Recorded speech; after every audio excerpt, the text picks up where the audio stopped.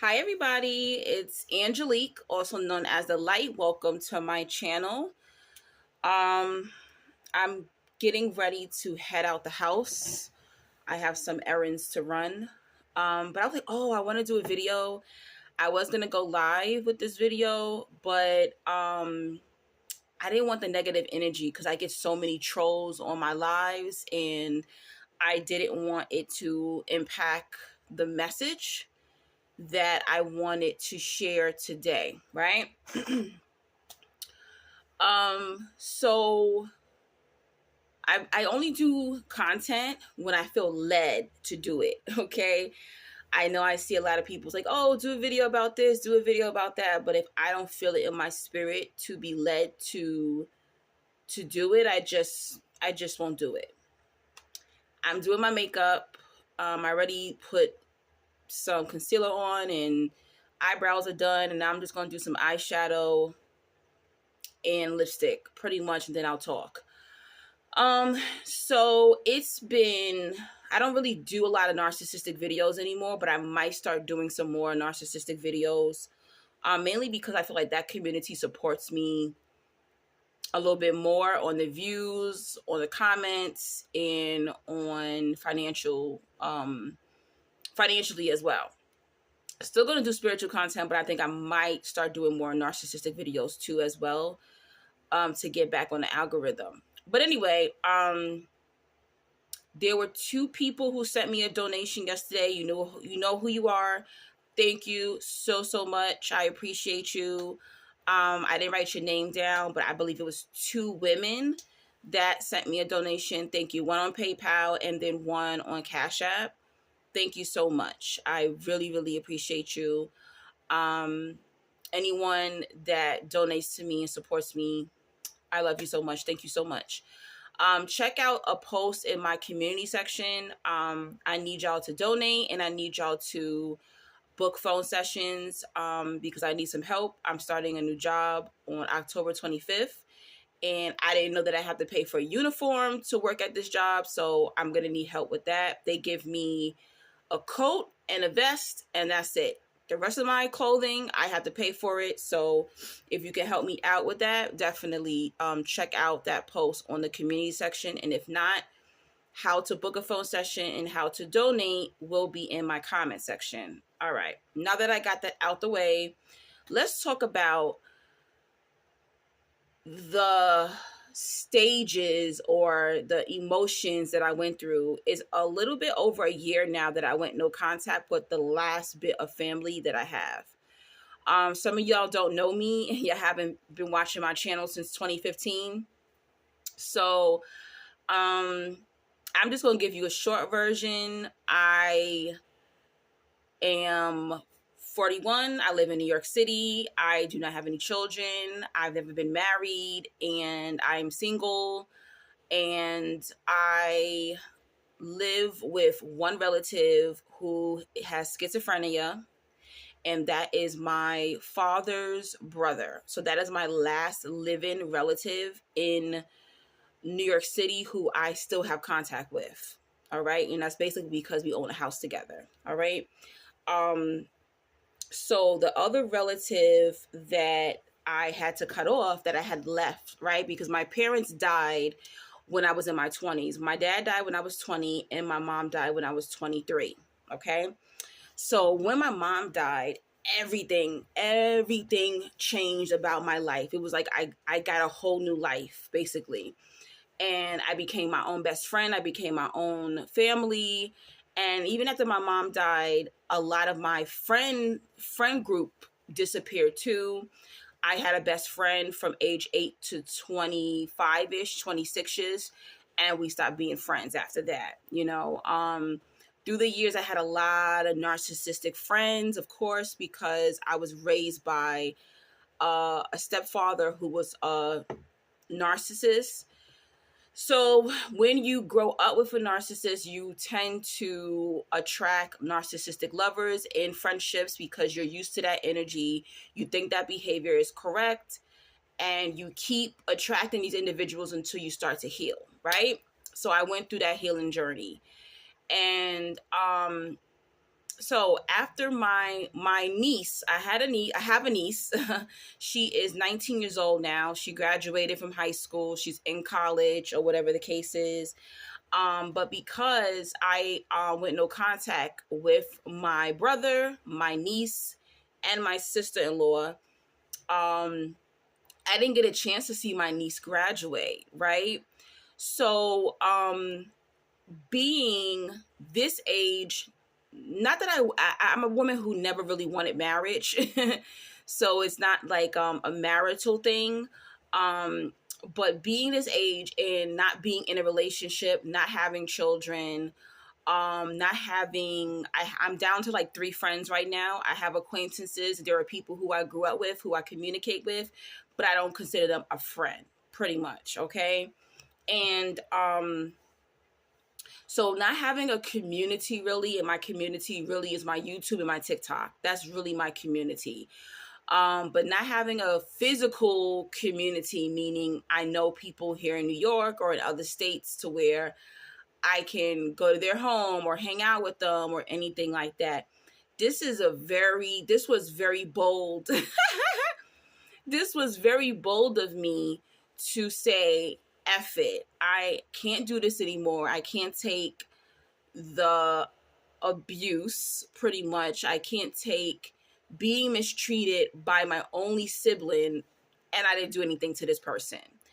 And because my mom died when I was 23, our mother, my brother and I have different fathers, all right? I know it seems like I'm all over the place, but I'm just trying to give you a lot of information in such a small amount of time.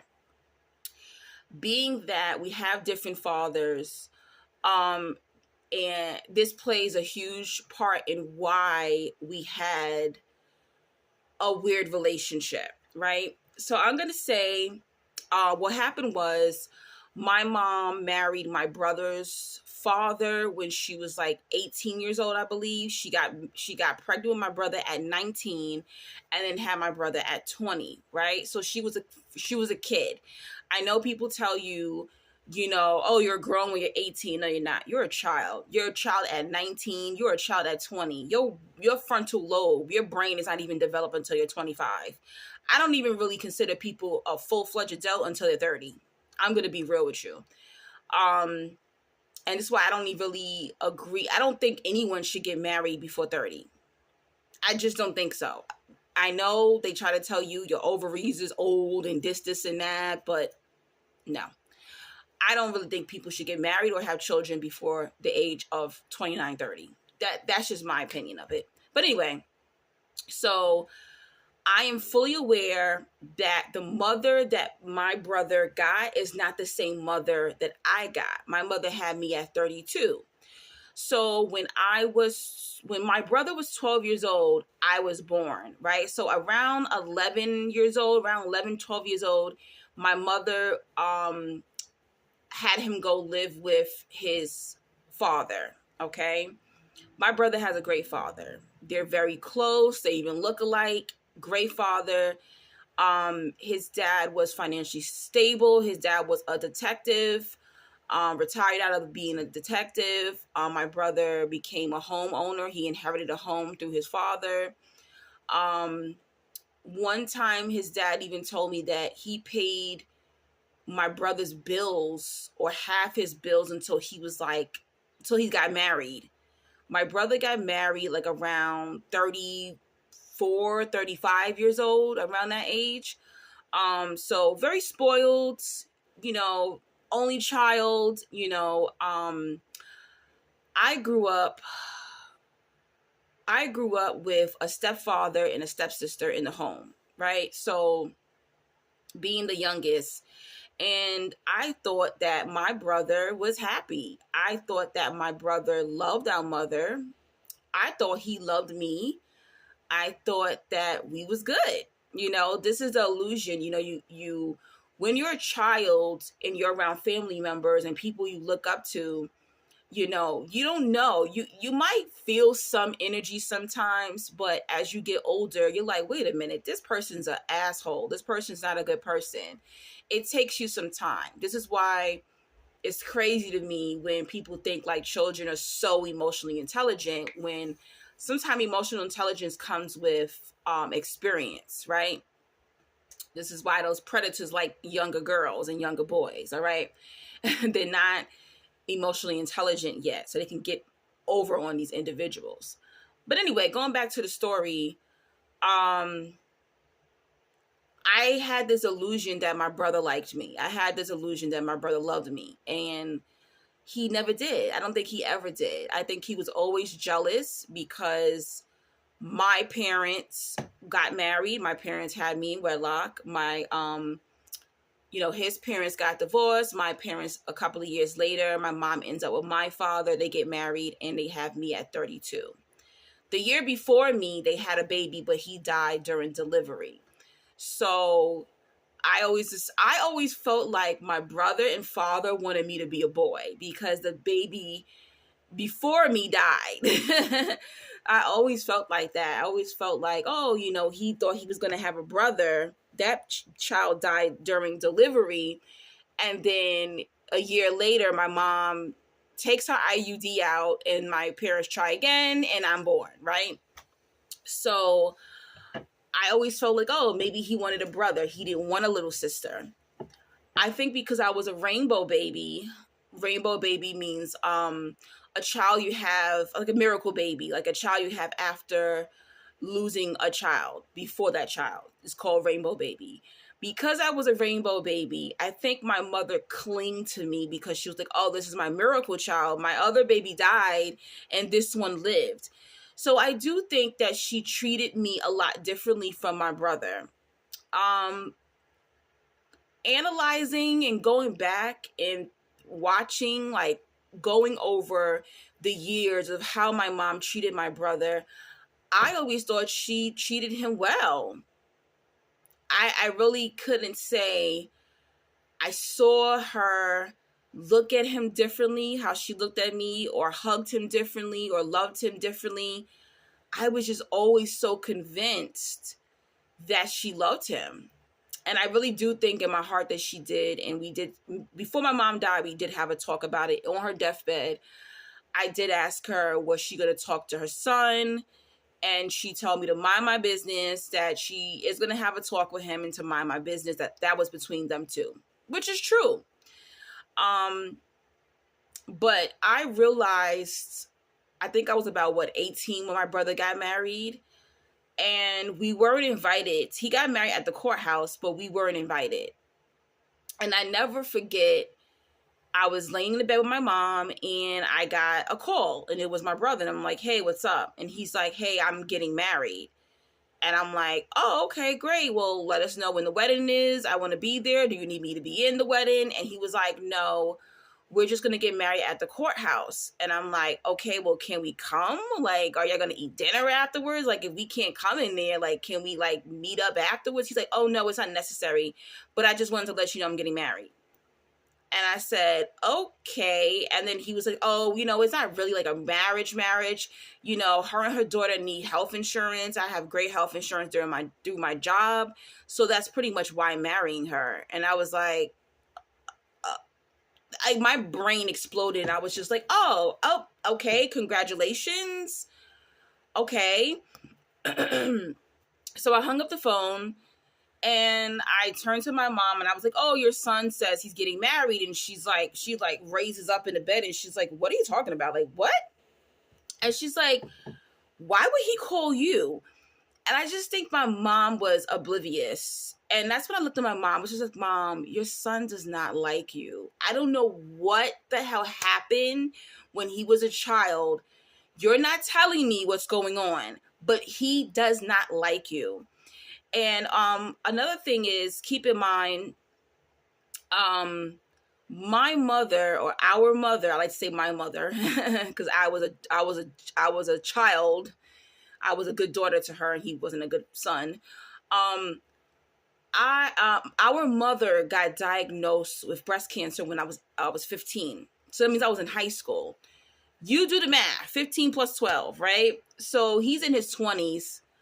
And at the time, he has a good job, he has a house, he has a car, and he didn't help me throughout the entire time my mother was literally dying of cancer, going in and out of remission for 8 years. I almost didn't graduate from high school because I missed so many days they wanted to leave me back that I had to leave regular high school and go to Job Corps in order to get my high school diploma. Okay. And I had to make a lot of sacrifices, even in my youth. My friends were going away to college, they were getting cars, they were getting jobs, and I didn't have that experience because I had to stay behind and help my mother, right? He didn't help me with anything. And those were the years that I really, really woke up and was like, yeah, this guy hates our mother. And I didn't notice it when I was younger, but as I started to get older, and he had my niece, I think a year before my mom died. So I'm about 21, 22 years old when I become an aunt. That's when I really saw like, okay, I see what's going on here, But I wanted to stay in touch with him because I felt, oh, I'm an aunt now. I have to stay in touch. Our mother is dying, or our mother is dead. I have to stay in touch. So I felt the pressure. On top of that, I was Christian. You already know how Christianity is when it comes to forgiveness and turning the other cheek and all this stuff that they tell you, right? So I really felt pressured into feeling like I had to make this work, even though I did not feel loved by my brother. I didn't feel he even thought I was pretty. I didn't even feel my brother thought I was a good looking young lady. Not that I want my brother to think that, but you kind of want your parents, your siblings to think you're beautiful, you're wonderful. I never got that energy from him. He's an Aries and I'm a Leo. And I've always had more masculine energy, more confidence than him.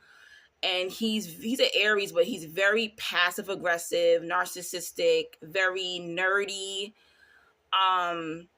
very beta. That's his energy. And I always felt like when I entered a room, it was kind of like, oh gosh, here comes Angelique. Like I always think that he felt overshadowed by my energy pretty much.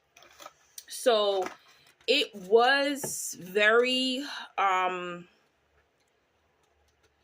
difficult in the later years because I really started to by 2015 when I created this channel, and then I started like a healing journey, spiritual journey. I left Christianity. I started to change a lot, right? So when you start doing your healing work, your shadow work, your spiritual work, you're not just able to see yourself, you start being able to see others, right? So I always knew that, yeah, he was mistreating our mom, but I really didn't even see like, wait a minute, this mother effer's mistreated me too. Hold on. So I was not good enough to spend holidays with him. I was not good enough for him to check on me. I wasn't good enough for him to tell me, I'm proud of you, I love you, you're like a great little sister. But I was good enough to give him dating advice. Yes, he never gave me dating advice. He would hit me up asking me for dating advice, right? I know, very strange.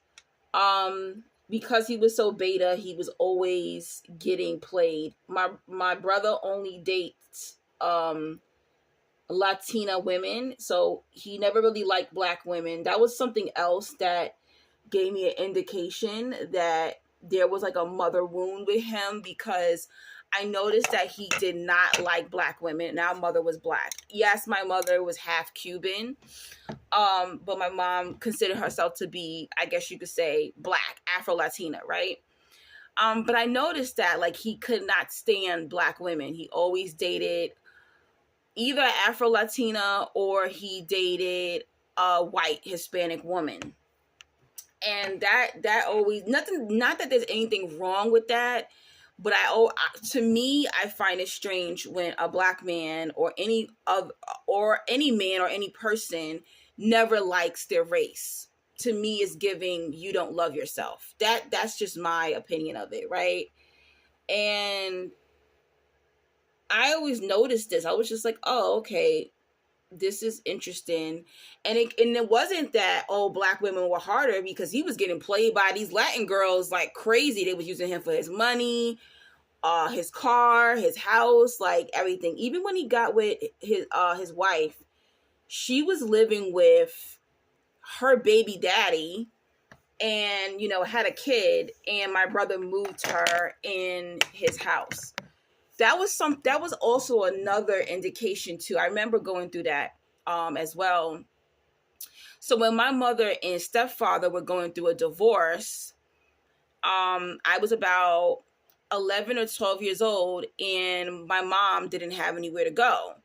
And I remember my brother had a house, and I think his grandmother was alive his grandmother was alive at the time. But my brother it was a 2-family home, so my brother's apartment was upstairs. His grandmother lived on the first floor, and then there was a basement apartment. So I remember it was a dead of winter when my mom, like almost right before Christmas, I will never forget this. And I remember we went to go stay with my brother, and my brother put us in his cold basement.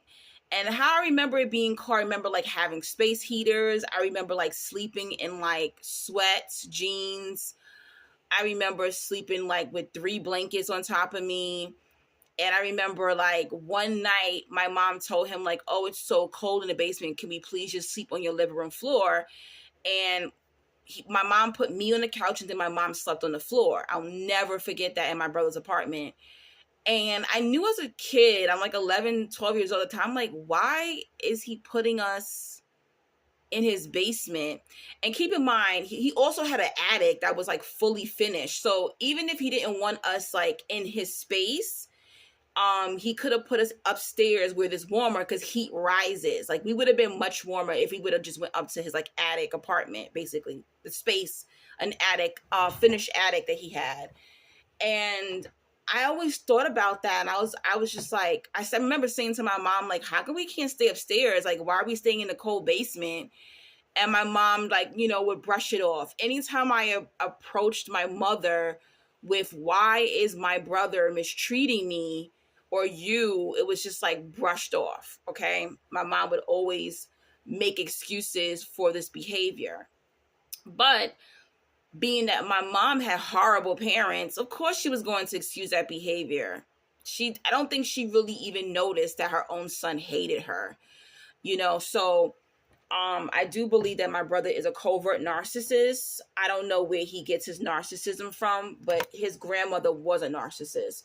So he did grow up from, 12 and on up around his narcissistic grandmother. So I assume his grandmother definitely fed a lot of things into his mind when he went to go live with his father. Because he was living with his dad and his grandparents. So I assume his dad was a cop.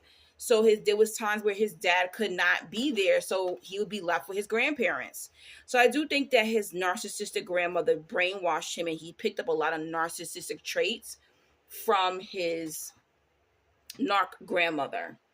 My father was a narc. My stepfather was a narc. My father's mother was a narc. My mother's mother was a narc. I mean, the whole family is narked up, right? So, I think that's how he got brainwashed. That narcissists brainwash you. And it worked on him, for him to think that our mother hated him because he went to go live with his father. Now, why did he go live with his father?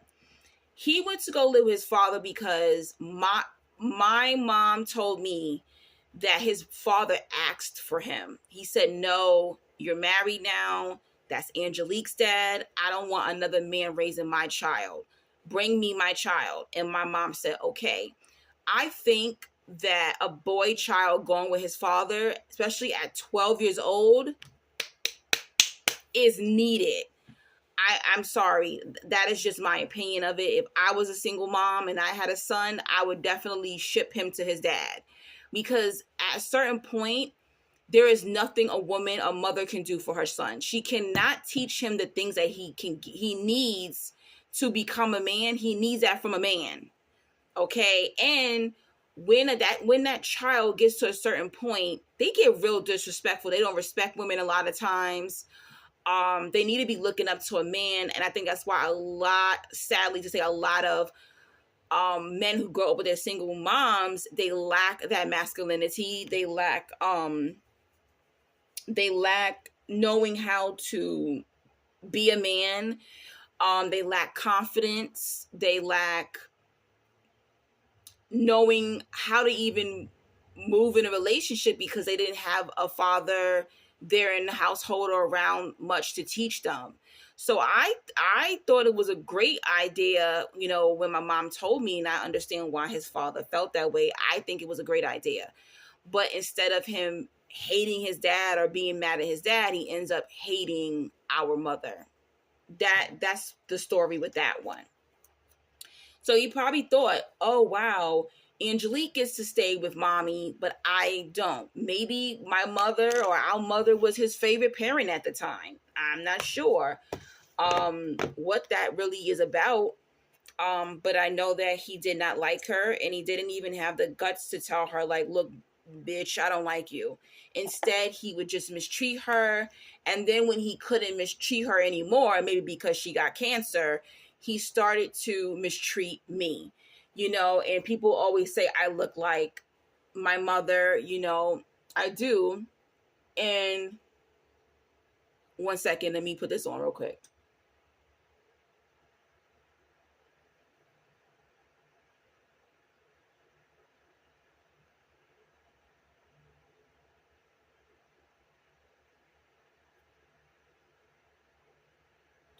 So I remember people saying to me, you look just like your mother. When he sees you, he doesn't see just you as an individual. He is looking at your mom. And I'm like, I don't give a shit if I look like our mother. I don't deserve to be mistreated just because I look like our mother.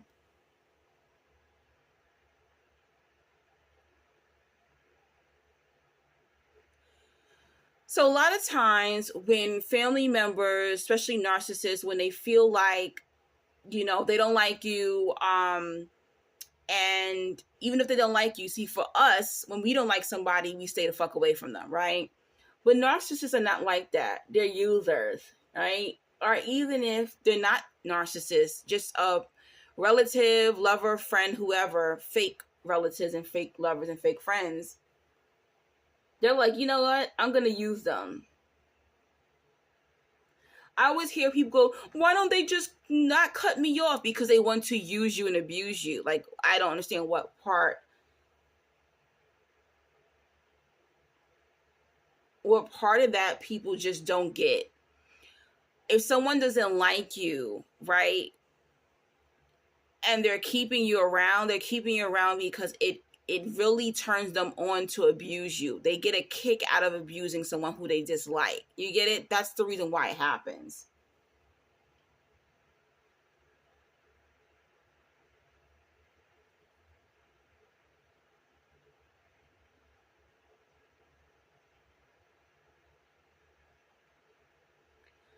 So there's been so many times through the years I had male friends, lovers who were like, yo, I want to like F your brother up. Like, I want to, beat his ass. And I was just like, nah, leave him alone. Even I would defend him, even though he was horrible to me. I never would get invited to like holidays or to his house. The only time he needed me was to babysit my niece and my stepniece. Now, let's talk about my stepniece. Shout out to her if she ever comes across this video. And I saw the signs that even they were mistreating her. My niece from my brother, meaning his birth child, she's a golden child. And then they made her half sister the scapegoat. And when she was about 18, 19, she escaped. Like, she just like moved out. She didn't talk to them for like a whole year. And I would notice the dynamic in abuse, right? Keep in mind, my brother's wife, who he divorced and then got back together with, she's a narcissist as well. And I believe my niece is a narc as well too. You know, she's a golden child narc as well. There was some traits in her that I even noticed when she was very young. Like, I noticed certain traits in her even from like 4 or 5 years old. And I was just like, wait a minute, what's going on with this little girl? So, believe it or not, my step niece is definitely the chosen one in the golden child, and I'm proud of her that she got out of that dynamic. She is back in contact with them. I don't know if she's close to them like before, but I know that she's back in contact with them. Somehow they found their way back into her life, but she moved away. She's in a relationship. She has her own apartment. She finished college. She has a great career. She did pretty well.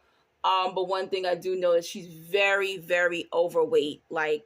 And that's a sign that even happened with me, where a lot of these children who grow up in these abusive homes, like myself, we end up emotionally eating. So my step niece, I think she's like 25 now, maybe. Yeah, I think she's about 24, 25 now. She's like over 300 pounds, right? And doesn't look happy that size or not put together. In, weight is also a struggle for a lot of people who grew up in abusive homes like myself, and that is the reason why I had weight loss surgery. I take herbs and change my whole life around and everything like that just to lose some weight, and I have lost 85 pounds. I gained 15 pounds back this year, but I'm gonna be on the grind again, basically. So that's another video, but I wanted to give y'all that backstory, and I want to say I feel amazing. Okay, I feel amazing. That I went no contact a little bit over a year. I know I changed my number before my 40th birthday. I turned 40 last year, in August, and I changed my phone number, and they didn't have it. That was the way I went no contact, and I deleted my social media. Which they were following me. They were following me on my business page. They were following me on my Instagram. And I wouldn't be surprised if they found my YouTube channel, or maybe they even watching me on TikTok. But I really don't care about TikTok, that's fine. But my Instagram, which was crazy because I really built up my Instagram. And some people would have been like, why didn't you just delete them or block them on Instagram? But to me, it just wasn't enough. So I just decided to delete the whole account. And plus, I felt like I had so many monitored spirits, I really couldn't pinpoint whether or not who was who. So I felt like I did the best thing for that situation. I don't feel guilty. And sometimes when you go no contact, you will feel guilty. I stayed around a lot because I really wanted a relationship with my niece. The last straw was in 2022, or I think it was 2022. And there's like this festival in New York that's kind of like every fall, where it's like, they have like hay rides and horses and, scarecrows and apple cider. Like, it's like a cute little family type of fun festival where you take the kids and stuff like that, right? And so I said to my sister-in-law, and this is the thing about it, my sister-in-law knows I don't fuck with my brother, and I'm sure she knows this because I'm sure he talks so much shit about me, letting her know that he doesn't like me. She's not slow. She knows, and she's a narc too. So narcs pay attention to behavior patterns and things like that. So, I had been staying away from him anyway, and because my niece was getting older, she had her own cell phone. So I would only come to their house to do my niece's hair because I was a hairstylist for 20 years. So I would come to her house and do her hair. I would, take her to museums, take her out to eat. Like, I have been an amazing aunt. In my opinion, I have been an amazing aunt. Now, would she say that? I don't think she would say that. I'm being honest with you. And I reason why I think that she wouldn't say that is because I'm sure she's heard certain conversations about me that made her feel like, oh, this girl isn't a good person. Another thing was, keep in mind, I have been in my niece's life since she was born. The day after she was born, I went up to the hospital. I was there. I babysat her for 4 or 5 years until she went to school, right? So she went to pre-K.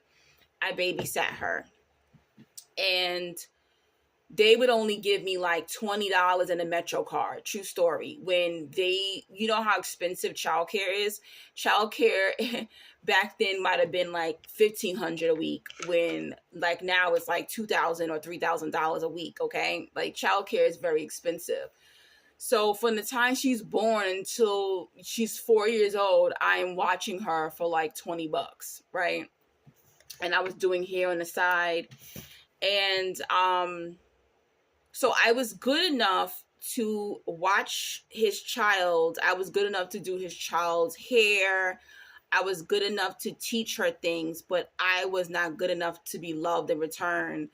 I wasn't good enough to be checked up on. I wasn't good enough to be taken out for my birthday or just get a cupcake or a cake. I wasn't good enough to say, Angelique, I'm proud of you. You're a great aunt. You're a great sister. I wasn't good enough to the point that they had my niece calling me by my first name. My niece has never called me auntie ever in her life. Ever.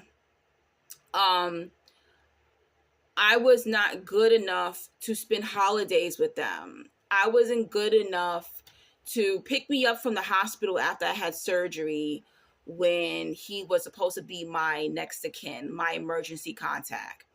And the list goes on and the list goes on. And that happened in 2016. And there's just so many moments, I remember like I had a birthday party. I think this was 2016. I'll never forget this. I had a birthday party. I had like my outfit together. I paid like $400, $400 or $500 to rent out a little venue for my friends. I remember having a custom cake, and I was like, oh, can you help me go pick up this custom cake? And that was very rare too. And he was like, yeah, I'll help you. And I was just like, oh, you're going to come to my birthday party tonight? He was like, no, I got a booty call. I just like remember moments like that of like trying to make it work, just trying to be a big sister. I was technically the big sister, right? Trying to be a little sister. I remember for Father's Day, like cooking a 5-course meal, and he's like, oh my God, I didn't even know that you can cook. You cook just as good as mommy, even in a moment, just comparing me to our mother, not saying, hey, wow, you're a great cook, and I remember taking him to the Erykah Badu concert. I remember taking him to the Raheem Devon and Lettucey concert. Just trying to people please with this motherfucker. Trying to make this man see I am a good sister. I am worthy of his love. I am worthy for his attention. I am worthy for his protection. I am worthy for him to be proud of me. And I was just like, wait a minute. Why am I doing this? Why am I doing this? This is a fucking illusion. And the thing about these individuals in your family, it's an illusion. They were never your mother. They were never your father. They were never your grandparent. They were never your brother. They were never your sister. They were never whoever you're trying to impress. it was an illusion. It was selling you false information, okay? And I said to myself, I cannot go into my 40s like this. I cannot believe I went through my whole 30s fucking with this person. But I'm sorry, going back to the festival. So I'm like, oh, let's have a girls' day. You know, me, you, and my niece, let's have a girls' day. At the last minute, and narcs love doing this because they want to make you miserable. They want to make you uncomfortable, right? At the last minute, my sister-in-law says, hey, your brother wants to know, can he come? And I was like, this is a girls thing. Like, I even invited my homegirl to come out with us. Like, this is supposed to be like a girls thing, but okay. So he comes, and it's just so awkward because I don't know him. You know, like, you're my sibling, but I don't know you. I don't feel comfortable in your energy. And I will never forget this. My niece was just acting very weird. Like, and even my female friend that was with me, thank God I brung her with me because she validated what the hell was going on. And she was just like, that's your brother? Okay. And she's an Aries, okay, which is crazy. She's an Aries too. And I remember my niece, so my brother says, oh, I'm gonna go get us some food. It's a long line. Y'all continue to have fun. Go, you know, take photos, because we were like in a photo section taking pictures. And my niece was like, no, like, she was acting like she was afraid to like be alone with me. And my friend looked at me like, what? That was so weird. Like, she was like, did you hear what she said? And she like walked away. And then my brother came back and was like, okay, I'll stay. And then your mom will go get the food or whatever the case is. After that, I was ready to go because I already knew what time it was. I already knew, oh yeah, they brainwashed this little girl. They've been talking shit about me because I had one aunt. Oh my gosh. I had one aunt my whole life, which was my father's sister, my Aunt Rita. And she died when I was 13 years old. I still think about all the things, like my aunt playing Candyland with me. Like, she didn't even, like, what I did for my niece, my aunt didn't even do. Like, I don't even remember like going like one-on-one with my aunt. I was always around her husband, and her daughter. Like, I was never really, I don't remember us going on like auntie niece days and stuff like that. No, she would buy me nice gifts. She would do my hair. She would play Candyland with me. We would watch Apollo together on Saturday nights when I would go visit her. She would cook for me. Like, I remember that, and I was obsessed with my aunt. Like, my aunt was a sweetheart. Let me see if I can get this picture of my aunt. Give me 1 second.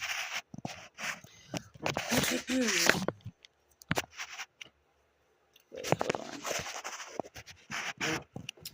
Oh my goodness.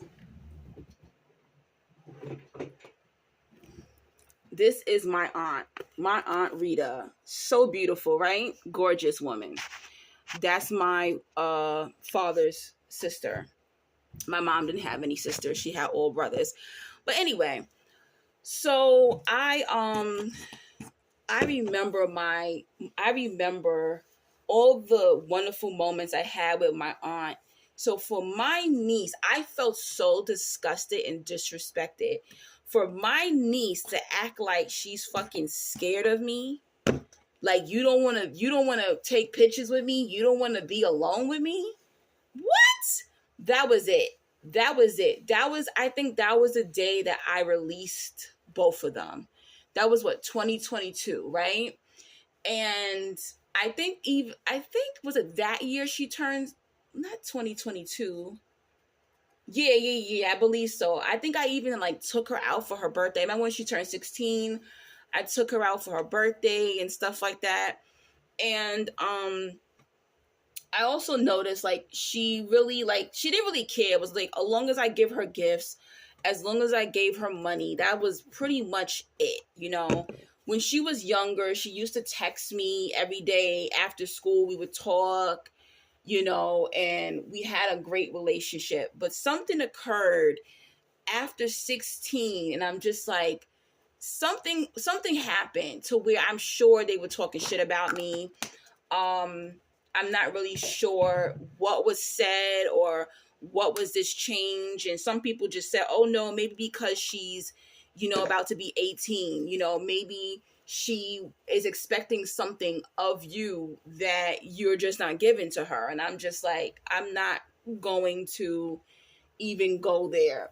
And I can tell that she would be fake, like, oh, she liked when I did her hair. She liked when I would talk to her about certain things or give her gifts. But I can tell, like, genuinely, I don't think this little girl liked me, right? And I'm not blaming my niece because, we are all a product of our environment and our parents or whoever raised us.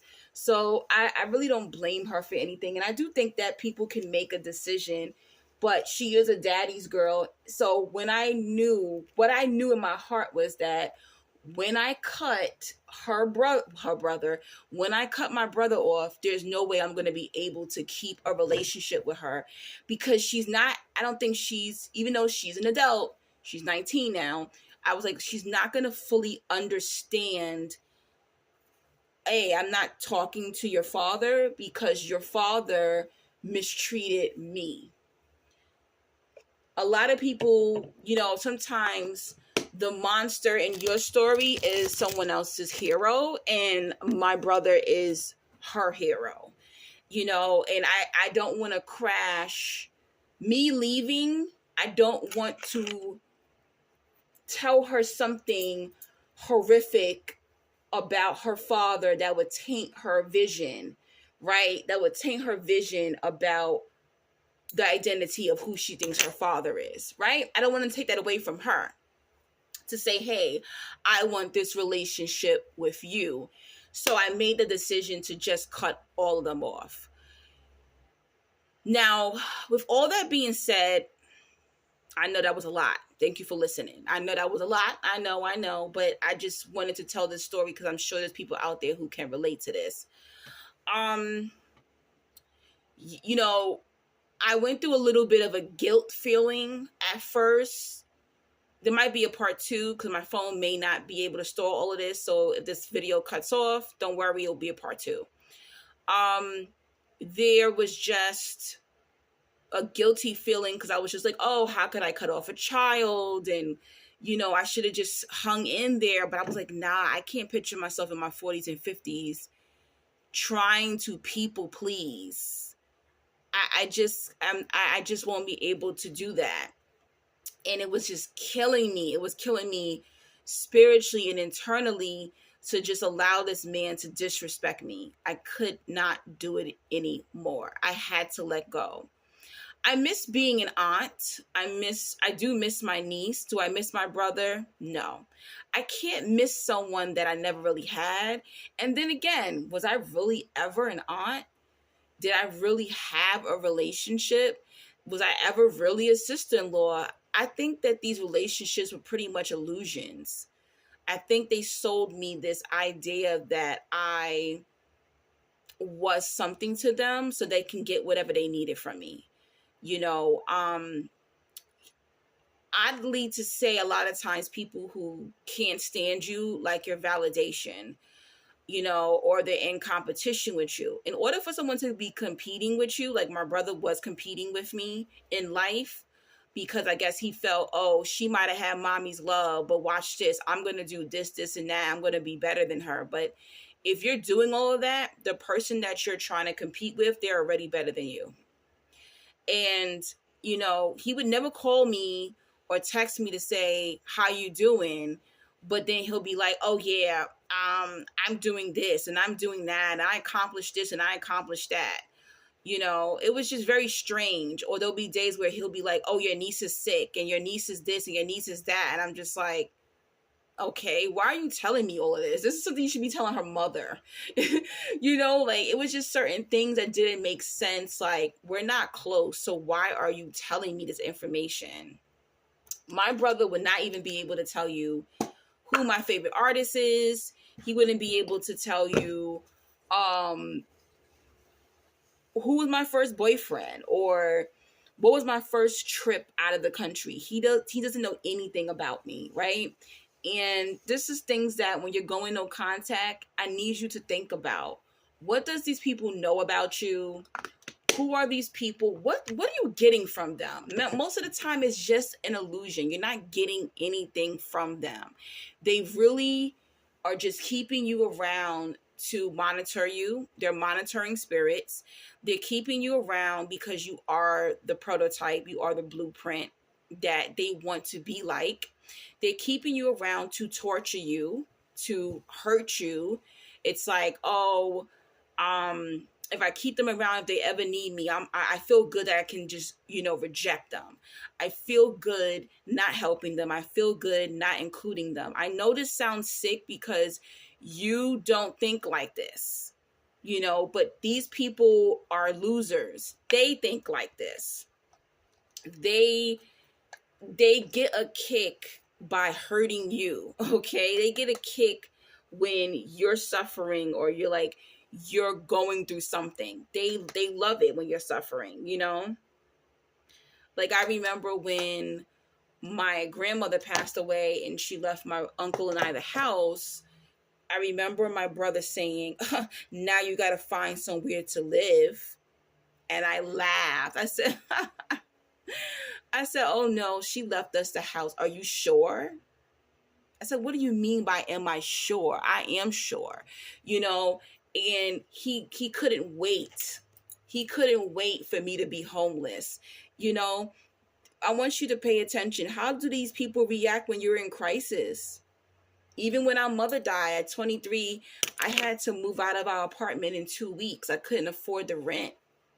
He had a brand new spanking house, a spanking brand new house, and he didn't offer for me to come live with him, but he still wanted me to watch my nieces during the week, So it's just so many moments where you have to really think, are these people there for me? What is this illusion? What the hell have they been selling me all this time?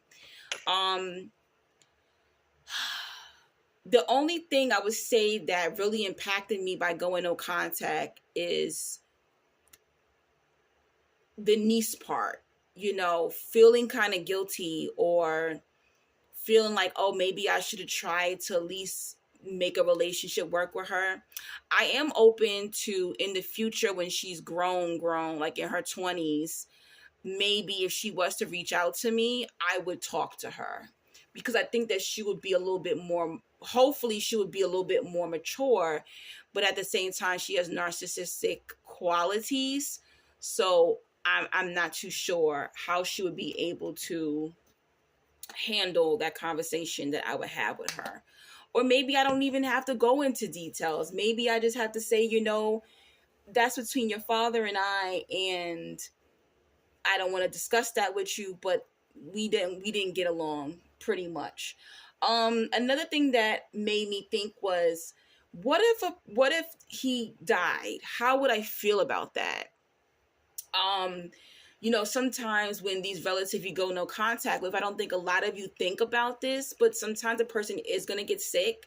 Sometimes they are going to die. How are you going to react to this? Are you going to go to their funeral? Are you going to go no contact with the rest of their family? And I thought about this, and I really still would want to be no contact. I know that sounds so foul, but I don't feel I would shed a tear. I wouldn't be, rejoicing on anybody's grave or anything like that, or rejoicing that they're sick or in the hospital, but I just wouldn't care. And I think I learned that I can't care for people who don't fucking care for me. I just can't,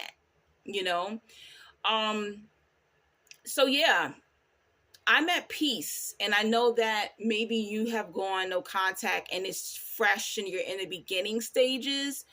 But I'm here to let you know the end of the road, man, is worth it. I mean, the peace I feel of feeling like I don't have to chase this man. I don't have to prove to him that I'm worthy that I'm a good sister. I don't got to do no backflips or anything like that. It has been a peaceful year and a half. I am so proud of myself for going no contact and changing my phone number and blocking them on everything. I am really proud of myself, you know, and it was scary because sometimes having bad family in your mind, you feel having bad family members is better than having no family members. God has got me. You know, anything I needed from someone, God has placed somebody else in replacement. And technically, I was never getting the support from him anyway. So it really was an easy transition, because when you really think about it, these people really weren't your family. And I'm sending you out strength and peace during your no contact. Don't break contact. I'm telling you.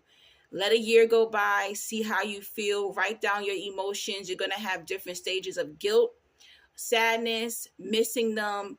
All those emotions are just natural. I didn't go through a lot of those emotions because by the time I went no contact, I was done. All right.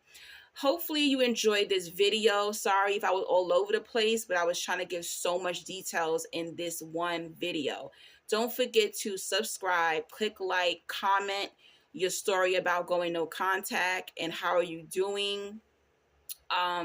If you want to book a phone session with me, you can. If you want to donate to me to help me support me and keep going with this channel, all the information for that will be in my comment section and in my description bar.